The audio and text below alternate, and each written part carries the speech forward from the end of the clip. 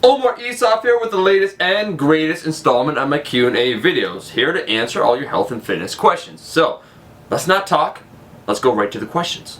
Omar, deadlifts, the trap bar versus the barbell. Well, a trap bar where you hold it in neutral grip, it's a shorter range of motion, it's more quad dominant, your spine is more vertical, it's a different movement. It doesn't have a large transference to the actual deadlift. The deadlift, on the other hand, does to the trap bar.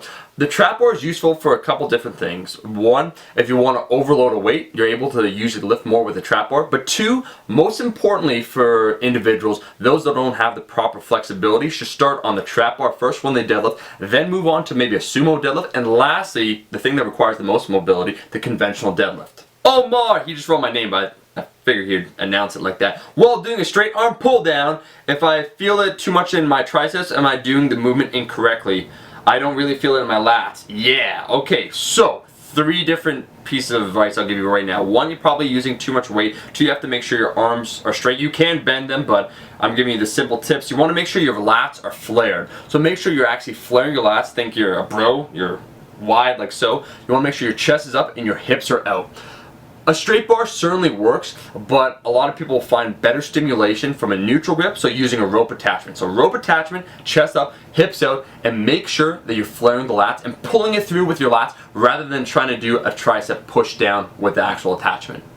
Hey Omar, you've seen Johnny Candido's program. What's your opinion on it? I think it's a great program and I highly recommend it. It's simple, it's well organized, it focuses on the big, basic, fundamental movements, and it will help increase your strength. So, I recommend it.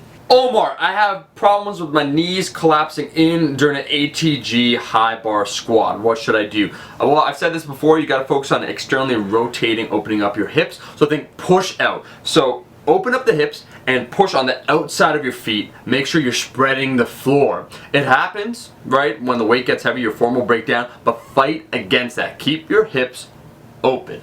How do I fix body parts that crack a lot? My shoulder cracks a ton and I can hear my cartilage moving around in it. Okay, well, cracking is actually fine. It has to do with your synovial fluid, as long as it doesn't hurt.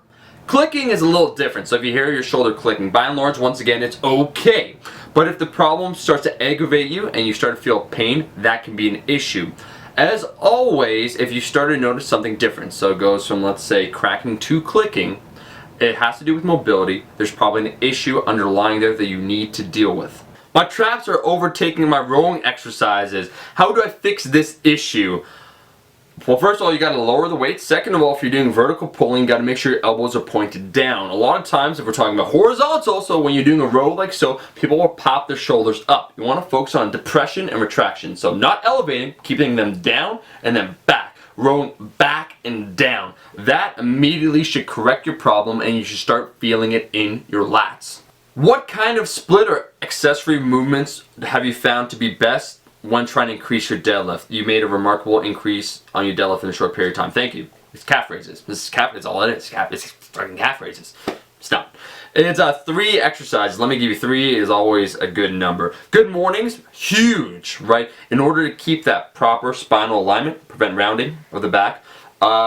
Stiff leg deadlifts are great accessory movement in order to build power off the bottom. And lastly, in order to work on that posterior chain, a reverse hyper is a great piece of equipment. A lot of people don't have that, so I'll say a glute ham raise. And once again, if you don't have one of those, then hip thrust. 3 movements. Can you rip a phone book up? Now, why would I want to do something like that? I need to know, I know how to navigate one. I need to know, at 3 a.m. what pizza parlor is open. Besides, man, you're asking the wrong brother about that. You should be talking to Big J. Dude can bend like horseshoes just by looking at them. Check out his channel. Yeah, well, we just answered a whole lot of questions. I'm feeling good about myself. How you guys feeling? You should be feeling damn good. If you got more questions, you should get on my Facebook fan page. The link is in the description. So thank you for watching. Make sure to show your love and like this video. If you're not a subscriber, son, I'm going to tell you something today.